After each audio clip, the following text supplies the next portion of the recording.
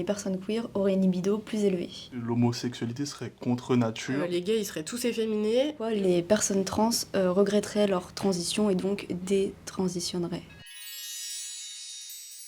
1001 1001 Non, mais il y a une queer.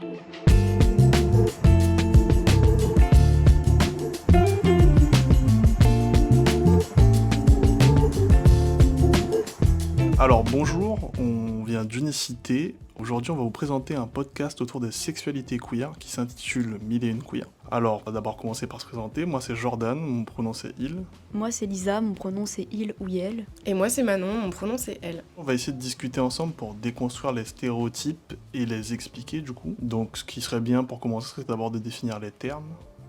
Ouais, carrément. Alors, une personne queer, donc c'est une personne dont l'orientation sexuelle ou l'identité de genre ne correspond pas au modèle social hétéronormé. Et sexualité queer, c'est des sexualités en fait qui vont sortir du cadre hétéronormé et cisgenre. Donc ça va être un peu une approche non normative de la sexualité qui va remettre en question les catégories traditionnelles et binaires de l'orientation sexuelle. Il y a beaucoup de diversité autour des identités de genre et des orientations sexuelles, notamment la pansexualité, l'homosexualité, la bisexualité, la transidentité et la non-binarité. Et il y a donc aussi des stéréotypes qui découlent de ces identités et de ces orientations. Du coup, c'est quoi un stéréotype ? Un stéréotype, c'est une idée ou une opinion toute faite, acceptée sans réflexion et qui est répétée sans avoir été soumise à un examen critique par une personne ou un groupe. Et donc du coup, l'un des stéréotypes qu'on peut entendre, c'est que les personnes queer auraient une libido plus élevée. Bah oui, c'est vrai que j'ai déjà entendu ça. Bah ouais, moi aussi j'ai déjà entendu ça, mais je dirais que c'est faux. Pour moi, la fréquence des relations sexuelles, elle a rien à voir avec les sexualités queer de manière générale. Mais je dirais plutôt que ça varie d'une personne à une autre, vraiment indépendamment de l'orientation sexuelle. Donc pour moi, je pense que c'est important de pas généraliser sur ce point. Mais c'est vrai qu'en parlant de stéréotypes également, on entend beaucoup parler que l'homosexualité serait contre nature et serait un effet de mode. Je sais pas ce que vous en pensez, même si bon, la réponse me semble assez logique. Mais je dirais que c'est faux. Enfin, ça a déjà été observé notamment chez des espèces animales qui pouvaient avoir des comportements homosexuels. Donc ouais, non, c'est un argument qui tient pas la route. Oui, ça n'est pas un effet de mode. On a observé l'homosexualité dans toutes les civilisations, toutes les ethnies et dans toutes les périodes. Bah, et en plus de ça, c'est pas du tout quelque chose de génétique non plus, comme on peut l'entendre. C'est pas parce qu'on a baigné dans une culture queer, dans une famille avec des personnes homosexuelles par exemple, que ça va être le cas pour leurs enfants. Enfin, ça a vraiment rien à voir. Et aussi, le nombre de personnes queer n'augmente pas. C'est juste qu'aujourd'hui, c'est plus facile de le dire et de s'assumer. Bah, y a un autre stéréotype, moi aussi, que j'ai entendu, c'est que à la fois les gays, ils seraient tous efféminés, et au contraire, les lesbiennes, elles seraient toutes des garçons manqués, cheveux courts. C'est quelque chose qu'on entend souvent, mais je trouve ça assez absurde en fait. Ça n'a rien à voir du tout avec l'orientation sexuelle, parce que il y a des gays virils, costauds, il y a des gays partout, comme dans des équipes de rugby ou au sein des unités militaires. L'orientation sexuelle n'a rien à voir avec la profession ou le style. Et pour les lesbiennes, du coup, vous en pensez quoi, le fait qu'elles seraient toutes des garçons manqués ? C'est aussi une idée fausse. Et il faut comprendre que la diversité, elle est partout. Et que ça n'a pas de lien forcément. Et c'est aussi, je pense, une réappropriation de la binarité de genre des personnes queer qui peuvent aussi l'utiliser à bon escient pour leur identité. Ouais, t'as grave raison, j'avais pas pensé à ça, mais je suis totalement d'accord avec ce que tu viens de dire. Nous avons un quatrième stéréotype, comme quoi les personnes trans regretteraient leur transition et donc détransitionneraient. Il s'avère que c'est faux parce que seulement un très faible pourcentage de personnes regrettent leur transition. Il s'évalue à environ moins de 10%. Quand bien même ça les atteint personnellement eux et qui regrettent leur décision, c'est leur décision personnelle tout simplement. Puis de toute manière, dans la vie en général, on a tous des regrets, que ce soit pour une coupe de cheveux, pour un pantalon qu'on a pu acheter. C'est clair, on parle de choses anodines comme de coupe de cheveux, etc. Mais il y a aussi des décisions importantes qui suscitent des regrets, comme le mariage ou bien faire des enfants. Mais ça n'a pas autant d'impact dans la société que ça, donc je pense que c'est quelque chose dont on devrait faire abstraction et laisser chacun gérer leurs décisions d'un point de vue personnel. Ouais, faut juste retenir que c'est ok et on a le droit de regretter en fait. Et donc tous ces stéréotypes vont amener à discriminer parce que les gens vont absorber ces idées reçues et donc du coup les perpétrer sur les personnes concernées. Merci à nous trois, du coup, pour cet échange. Le premier épisode du podcast Mille et une Queer est terminé. Donc là, pour finir, à introduire le podcast suivant qui s'intitule Queer and Pop, on peut aussi évoquer le fait que, au sein des médias et de la pop culture, il y a aussi de plus en plus d'icônes queer qui sont représentées et qui permettent finalement de briser et de déconstruire les stéréotypes qui les concernent directement. Donc merci à vous de nous avoir écoutés et cœur sur vous. Le monde est compliqué, mais continuez d'exister et surtout restez vous-même.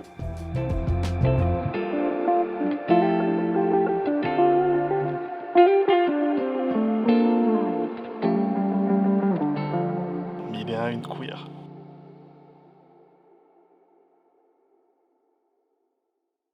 On va surtout parler de Charlie Soignon, Bilal Hassani, la série de Sense8. Le film célèbre Call Me By Your Name. 1001 1001 Non, mille et un une queer.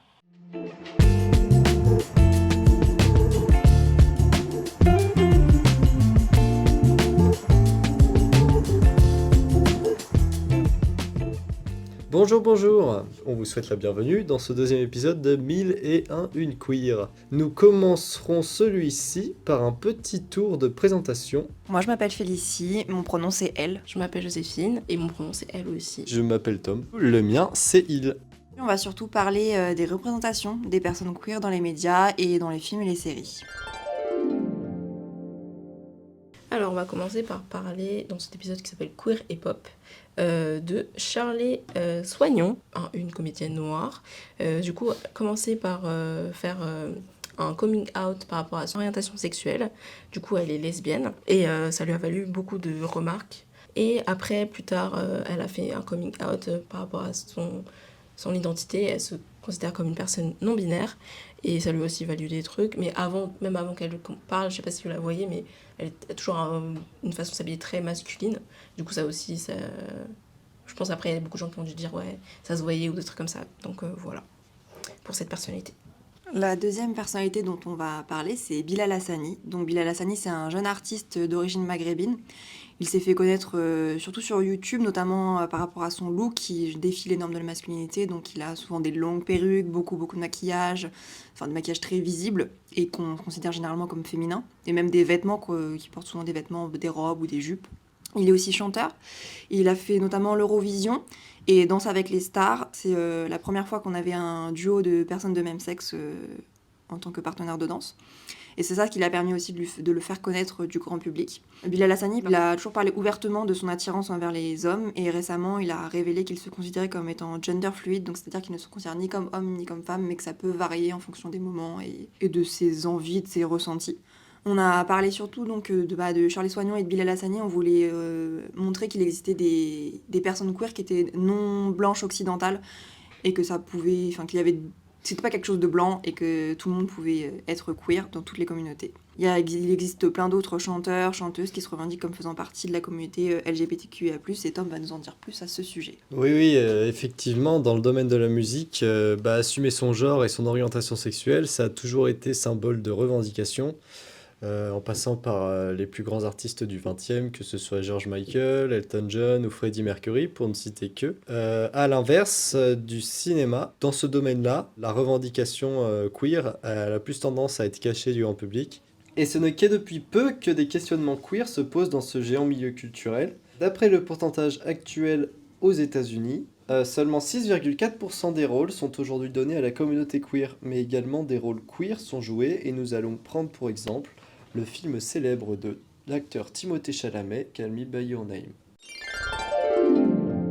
C'est un film, c'est une histoire d'amour entre Oliver et Elio. Oliver, c'est un doctorant qui est le collègue du père d'Elio, du coup. Et cette histoire, ça se passe en Italie, parce que Elio est italien. Dans ce film, en fait, on peut voir que ça relève quand même pas mal de questionnements par rapport au fait que déjà c'est un mineur. Enfin, il a 17 ans et lui, il a 24. C'est un doctorant. Enfin, ils n'ont pas du tout le même monde. Et en plus, c'est le collègue de son père. Donc, de savoir qu'il peut être plus dominant dans la relation. Où se passe cette histoire, c'est dans les années 80. Dans les années 80, on sait qu'il y avait beaucoup de questionnements sur la question sanitaire, parce qu'il y avait aussi le sida, tout ça. Et on n'en parle pas du tout.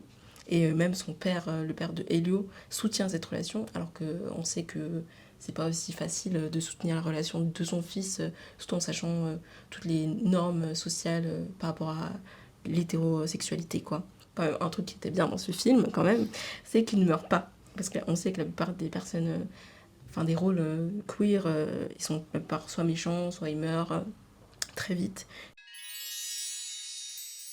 Donc ouais, là on a fait surtout une critique, on va dire, des représentations queer et notamment gays dans le cinéma, mais il existe tout de même de bonnes représentations des personnes queer, comme par exemple dans la série de Sense8. Donc c'est une série qui évoque 8 personnes à travers le monde qui se retrouvent connectées intellectuellement et émotionnellement, donc elles ressentent et elles partagent tous et tous leurs connaissances. Enfin, parmi ces 8 personnages principaux, il y a des personnes queer, et du coup, principalement, ces personnes ne sont pas toutes blanches, donc ça change et ça montre encore une fois qu'il existe des personnes queer qui ne sont pas blanches. Donc par exemple, Lito et son petit ami, donc qui sont mexicains tous les deux.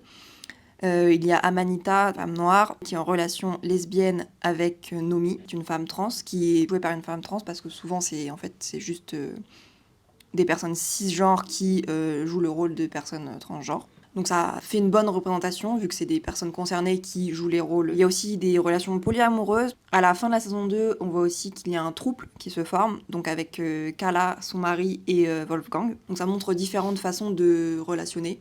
Aussi, d'autres points positifs de cette série, c'est que les acteurs et les actrices sont originaires des pays de leurs personnages. Donc ça met bien en lumière des acteurs et actrices de pays qui sont non occidentaux. Et pareil pour les lieux, les tournages ont été tournés dans les pays concernés.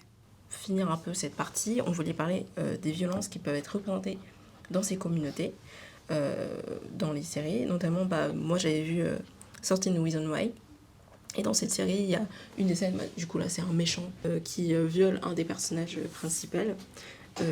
Et du coup, on voit que le viol ne se passe pas que dans une autre communauté et que le consentement est aussi important dans cette communauté-là. Et il y a aussi Outlander, je laisserai Tom en parler du coup parce qu'il l'a vu. Oui, effectivement. Alors, ces deux séries démontrent et ne cachent pas le fait que le viol et les problèmes de consentement sont également présents dans ces communautés et qu'il ne faut pas les banaliser ou les ignorer en utilisant le prétexte queer, justement. Mais toutes ces notions-là seront développées avec plus de précision dans le 3e épisode de ce podcast. Merci à tous et à toutes de nous avoir écoutés et cœur sur vous. N'oubliez pas que le monde est compliqué, mais continuez d'exister et restez vous-même, c'est le plus important.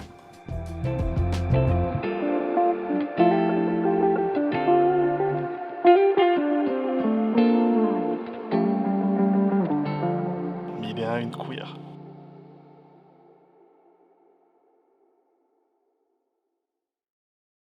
C'est ok de demander les pronoms de quelqu'un. Est-ce que c'est ok de ne pas faire de coming out? Est-ce que c'est ok d'être queer et croyant? Est-ce que c'est ok de prendre pour acquis que la communauté queer soit safe? 1001 1001 Non, mais il y a une queer.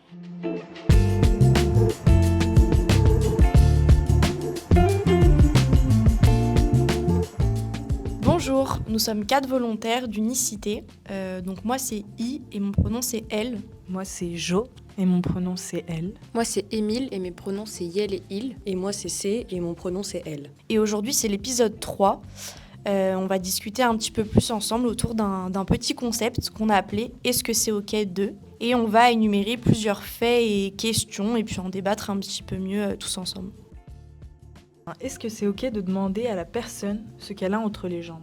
Alors pour moi, c'est pas du tout ok de demander à une personne ce qu'elle a entre les jambes. C'est une question qui est très déplacée puisqu'on va toucher à l'intégrité de la personne, à sa vie privée et à une question qui est vraiment très très personnelle, qui peut être perçue comme déplacée pour la personne et même ça peut la mettre très mal à l'aise.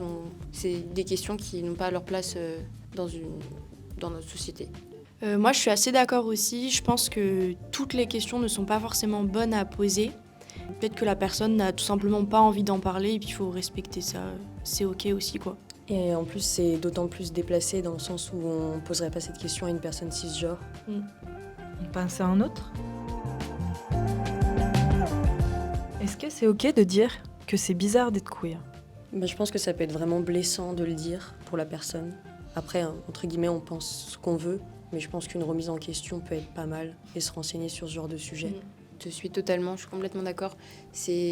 Dans la traduction du mot queer, ça veut dire étrange, mais c'est pas pour autant que c'est quelque chose de bizarre. Après, on peut penser des choses, mais tant qu'on les garde pour soi et qu'on n'en vient pas de la discrimination, parce que l'explicité envers quelqu'un, ça rentre dans l'ordre de la discrimination. Est-ce que c'est OK de demander les pronoms de quelqu'un ? Alors c'est vrai que c'est quelque chose qu'on a finalement peu l'habitude de faire, mais qui serait assez chouette de mettre en place. Par exemple, quand on se présente, je sais pas, au collège ou au lycée, à sa classe, souvent on se présente en disant son prénom ou quoi, son âge. Ou en fait, dans tout milieu social, on est amené à se présenter. Bah peut-être l'instaurer à ce moment-là, ouais. De dire ses pronoms et puis comme ça en fait, c'est posé et puis on sait quoi. Oui, ça devrait rentrer dans la normalité. Voilà, c'est ça.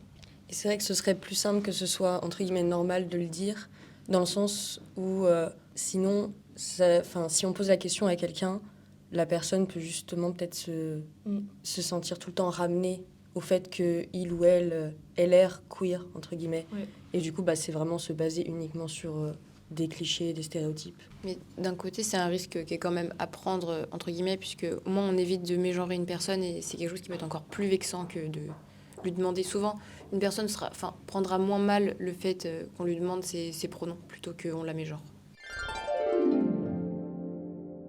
Est-ce que c'est OK d'avoir des préjugés sur les queers ? Pour moi, les préjugés, ils sont partout. On a tous des préjugés sur tout sujet différent. C'est quasiment impossible de ne pas avoir de préjugés. Mais c'est aussi important et même primordial, je dirais, de réussir à se remettre en question sur les préjugés qu'on peut avoir. Et c'est important pour éviter toute discrimination après. Est-ce que c'est OK de ne pas faire de coming out ? C'est vrai que c'est toujours un peu délicat parce que, encore une fois, dans notre société, on nous pousse un peu à... Si on n'est pas hétéro, il faut qu'on révèle quelque chose au grand public, ou en tout cas à la société.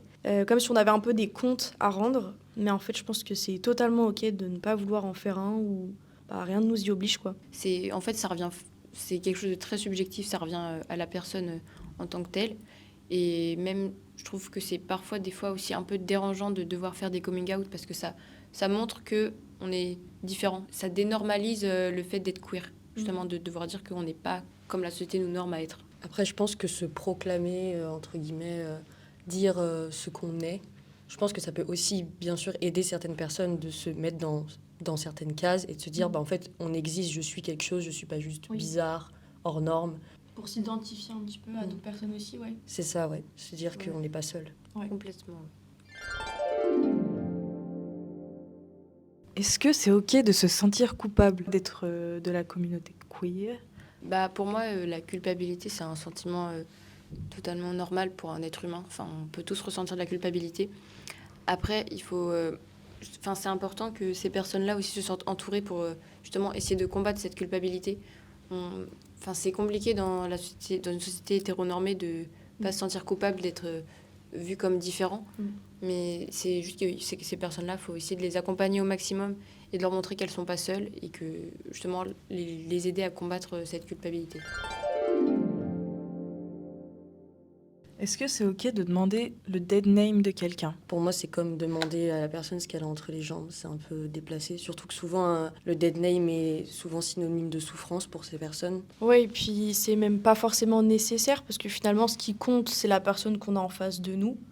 Et après, ce qu'elle a pu traverser avant ou vivre, ce sera à elle de nous le dire si elle le sent, si elle en a l'envie. Poser la question, ça peut être une sorte une attaque verbale, tu rentres dans l'intimité de la personne alors que tu n'es pas obligé du tout, quoi. Donc peut-être qu'il vaut mieux garder certaines questions et puis se contenter de la personne en elle-même, quoi, de ce qu'elle est.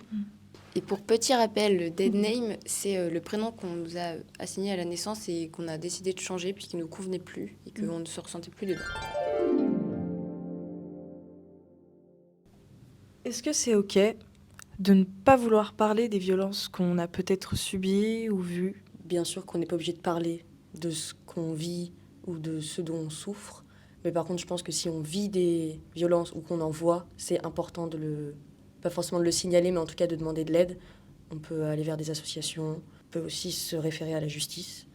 Mais je pense que c'est important quand même, si on vit des violences et même des discriminations, de le signaler puisque c'est quelque chose de grave. Si vous avez besoin d'aide parce que vous êtes victime ou même témoin de violence, vous pouvez toujours vous référer au site SOS Homophobie, qui peut être une ressource qui vous aidera. Est-ce que c'est ok d'être queer et croyant? La question un peu touchy. Moi, je pense que oui.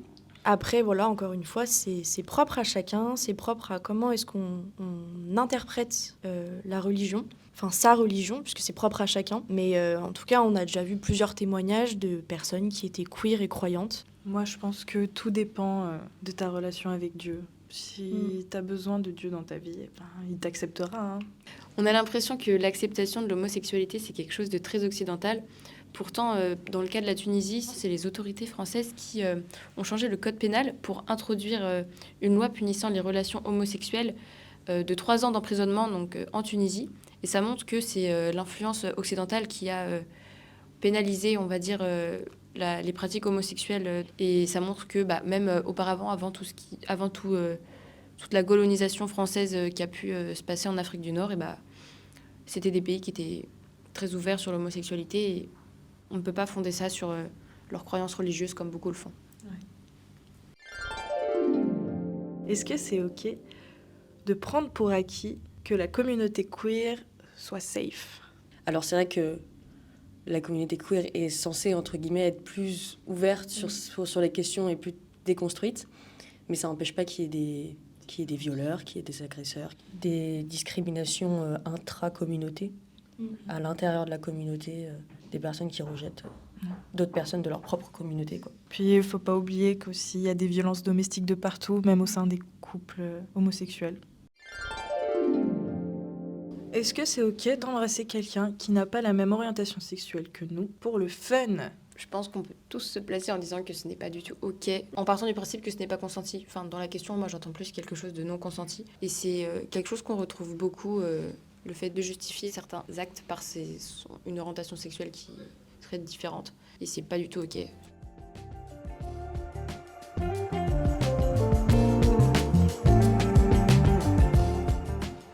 Donc voilà, merci beaucoup de nous avoir écoutés. Le message le plus important ici dans ce podcast, c'était que même si le monde est quand même assez compliqué, il faut continuer quand même de pouvoir exister et surtout rester soi-même, c'est finalement le plus important. Donc voilà, on vous fait plein de gros bisous et cœur sur vous. Bisous. Non mais tu peux...